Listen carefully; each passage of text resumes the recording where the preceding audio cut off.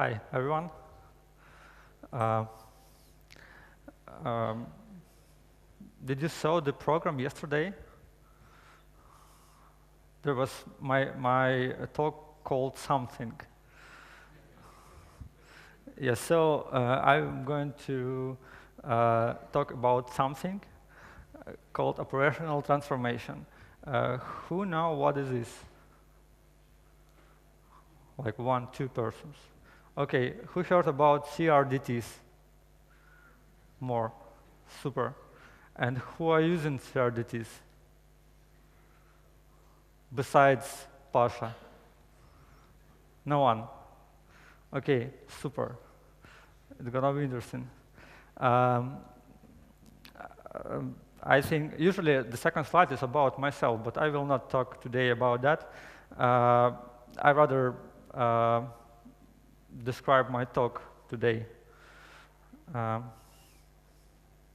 doesn't work, by the way. Okay. Yeah. It's gonna be huge. So, about operational transformation. Who know what is collaborative editing is? Like Google Docs with coworkers.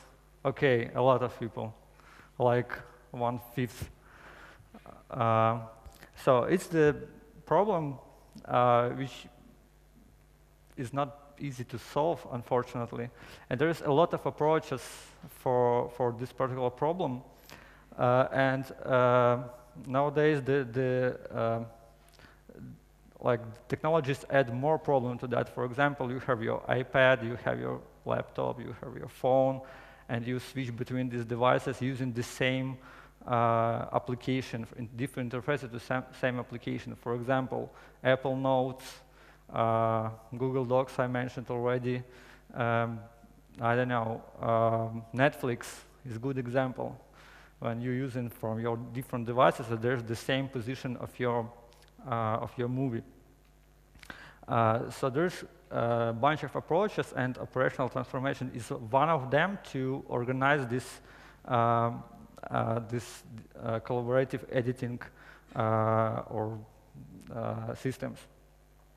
I think that nowadays it's more like academical thing, because this approach was invented in 1989, I think. The first paper was published about operational transformation, and since that there was like a lot of attempt to achieve the good performance of this approach, and the most famous one is Google Wave. Who heard about Google Wave? Okay, super. And did you hear that it was slow? Yeah, it's because of this shit. And I will describe, I will add more details about that later. But anyway, these technologies add more like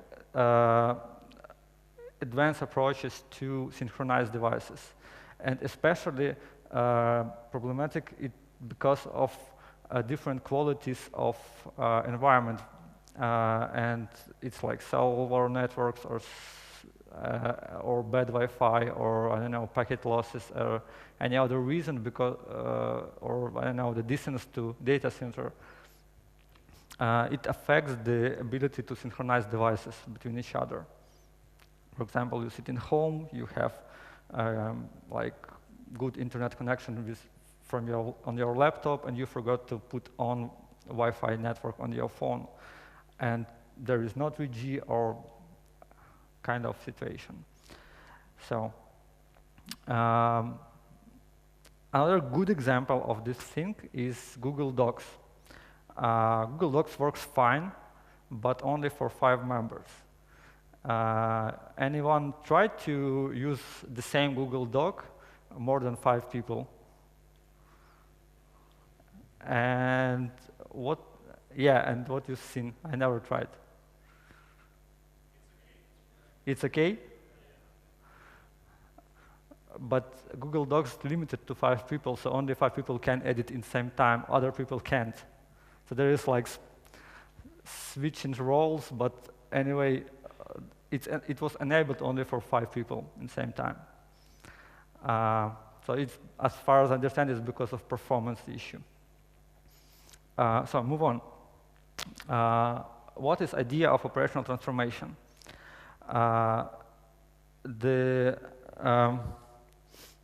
I start with assumption because it's important to move forward with that.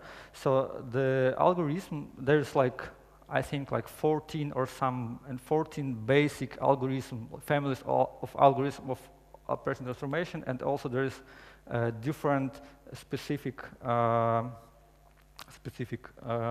algorithms using that basic. So the main assumption is that operational transformation assumes that in any, like at any client at any point of time,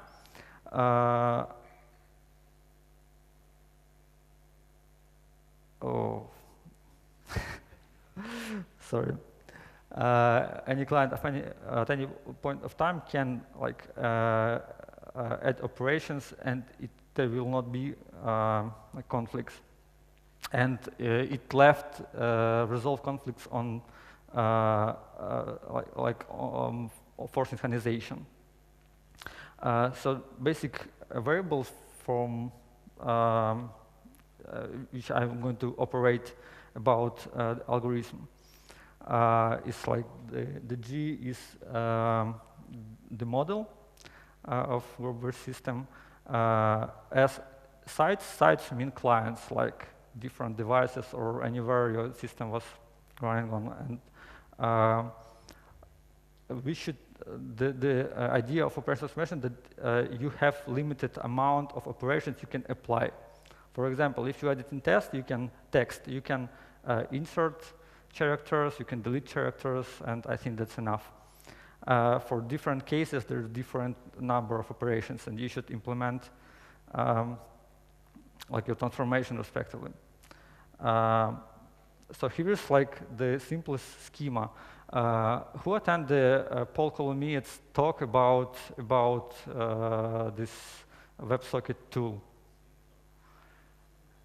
Yeah, so there was a question like what will happen if client A send a message and client B send the message, and they will appear in different order on different machines. So it's very good question, and I was trying to attend attention to my talk, but really attention to my talk. But the idea is that this slide is about that. So if you just put in your commands like your 2 different clients, you will get different order of things. So here is like here's like 3 commands, and you will see that there is different results on different clients. So it's most common approach to this, most obvious approach. When you start to doing this thing, you will get this. And because of this WebSocket tool, I can't pronounce this name, sorry, at least so far.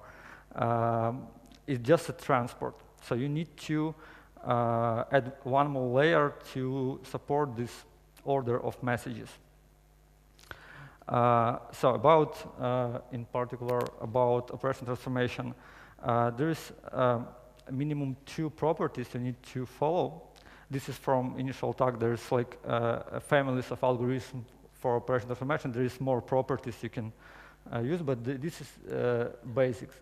So the first one is precedence property. The message should be in same order on all sites. And the second property is convergence property.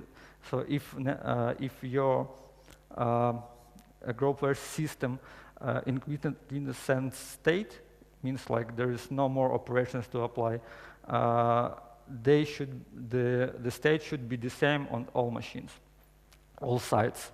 Sorry. Yeah, so it's just text version of what I just said. So what is idea? This a bit of mess here. For example, we have two operations, OI and OJ, with properties, with priorities PI and PJ. And we creating a thing which called transformation matrix or transformation function, when, which have following properties. So when you transform OI and OJ, you will get O dash I and O dash J, and they, when you apply composition to them, so the order of OJ dash with composition OI will be exactly the same like OJ and O dash I. And with this small difference, with this small transformation, you will get absolutely different data flow. Like it's the same schema with one more step with transformation. So when you apply the transformation, the order of operations on both sides will be the same. So you'll get the same results at the end of your transformation on both sides. So this is the whole idea, and it sounds very simple. And when I read it, I thought, like, wow, it should be everywhere. And it's not, and I will tell why not more later. So here's a basic algorithm. There's a huge list, and I'm talking only about the first one. The groove, it was the initial, because they are really complex, and there will be no time for describe all of them. So the basic problem is that of operational transformation is that if you, here's like 4 steps. The first step is when you have 2 operations on 2 sides. Step 2, you solve in like the order of operations. But if you have 2 operations on one side and 1 operation on another side, you will get that, you will stuck. So there's a bunch of tricks how to avoid that, but basically the groove, the initial algorithm, is not solving this thing. So the algorithm can solve only like 2 commands in a row, and you should resolve your conflicts in case there is more than 2 steps. But the thing is about Python. So I will try to build some stuff. I'm sure it is not correct, but it's like ongoing voice research, and it will be useful to understand the whole abilities of current state of this distributed algorithm area. So this is like my schema of 2 classes. The one is about communication, and the second one is sites in terms of clients. I'm not putting all code of this thing on the screen. There is some on GitHub, but the basic idea is like that. So we have operations, we have sites. There is a couple instances of sites, and here's a step which executes the commands received by this site. So you have like a queue of commands. Here you should apply transformation. Here's a list of commands. Here's a log of operation. You should maintain a log of operation on all sides. And you should maintain this clock on every side. And after that, you push your query, your queue. So here's the transformation part. So if you, this one. So we go through all operations, getting the next entry from the queue, not applying transformation to same site on different sites. And here we perform the transform itself, and we want to switch if we need it. We need switching the order of operation. Here's example of like how I executed that. So we have 3 sites, our communication channel. This is not necessary, and here the operations itself. So like I'm generating the commands from different sites. Like site 1 is device 1, and so on. And here what we have as output. So I executing all of them here and displaying state. Here's actual output of program from GitHub. So there is, like, what we can see from that, there is one transformation, and the order of operations is the same on all sides. So we have the convergence on all sides. It's just to add more context of Python, so it's possible to implement on any language. The interesting part that I've not found any of, I found one implementation of operator transformation for Python.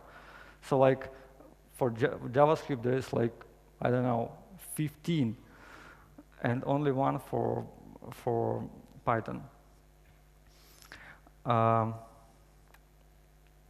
Okay, so what we have today. There's like, in 95, I think 1995, somebody released the Jupyter real-time messaging protocol. So there's a couple implementations, including this implementation I found for Python for this protocol. So you can use an operation transformation for your stuff, but still it's not scalable. At least the authors of that paper saying that it's not scalable. Even they try to use it, and it doesn't work. The famous thing is Shard.js. It's Shard.js implemented by a former employee of Google Wave, who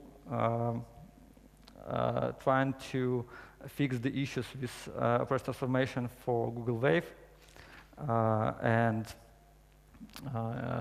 do it robust. Okay, so conclusions. What's the main problem of operation transformation and why it is not popular? The first problem and biggest problem is transformation functions itself. It's very hard to implement correct functions without without bugs and rare issues which are hard to test. I think that I discussed it already today, that it's possible, I think, to solve it using provers, but anyway, it will be hard time to debug all the cases and generate all tests for proper testing of the thing. Another problem is that it's not clear what you need to read and what is good for use or not. In terms of scientific papers in computer science about operation transformation, there is a huge amount, like I don't know, about 30, 50 things. They're trying to fix the issues in different areas. For example, to edit XML, to edit JSON, to create another collaborative editor, but you don't know what is good from that stuff. And also nobody use it in production, at least guys from the papers. So here's the quote from one of engineers of Google Wave. They spent like 2 years, in short, they spent 2 years to implement operation transformation properly, and he said that if you're going to implement it again, it will take another 2 years. So it's hard stuff. But there is a light in the end of tunnel, and it's called CRDT. Actually, under this thing, there's 2 different types of algorithms. The first one is commutative conflict-free application, commutative replicated data types, and another one in convergent replicated data types. One of them, I think it's commutative, is like it's the next family of operation transformation algorithm. So they're using approximately the same approach to like be conflict-free, and they left the conflict resolution to end users. So if you have like two values in your I don't know, counter, you should resolve it by your app, or use like less-right reads and other techniques. Another thing is that I think it's by Google, differential synchronization. It's the next step of synchronization algorithms, and I think it's after Google Wave they like have hard time and implemented this thing, and they're using this internally.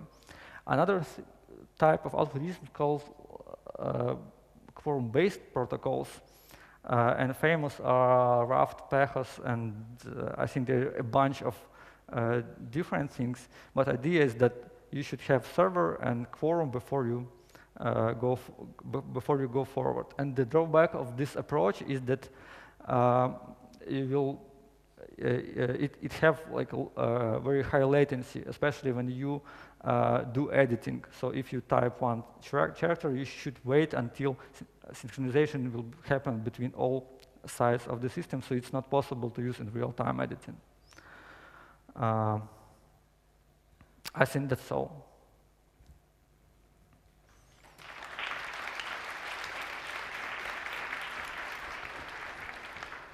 Any questions?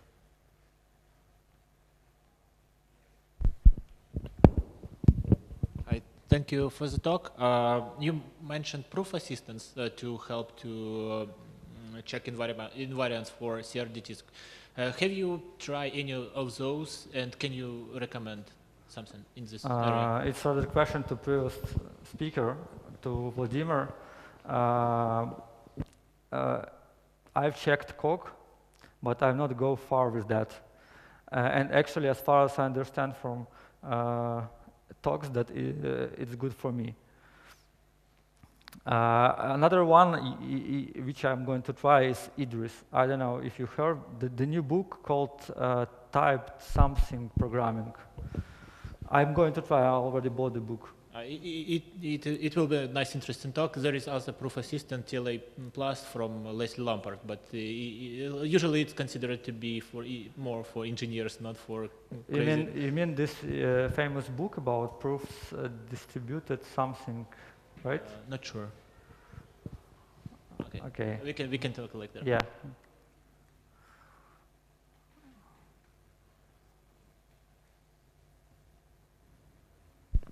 There was a question, I think, yeah?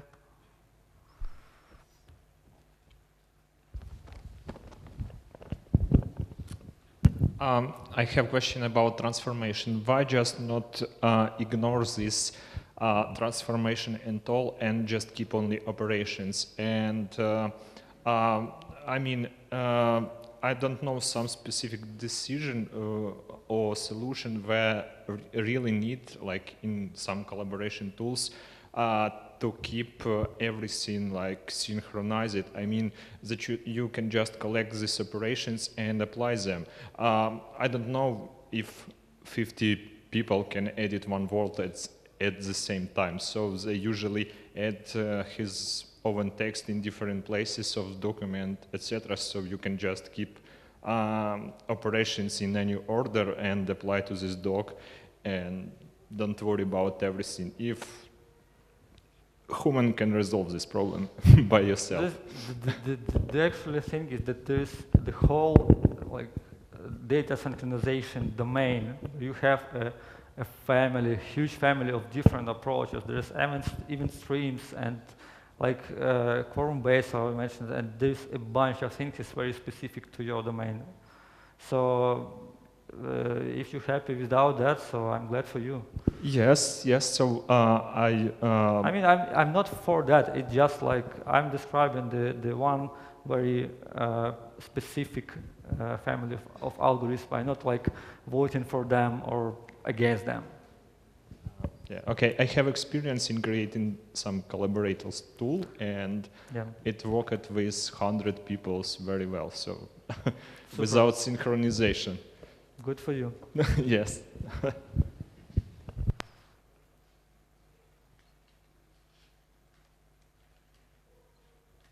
Any questions?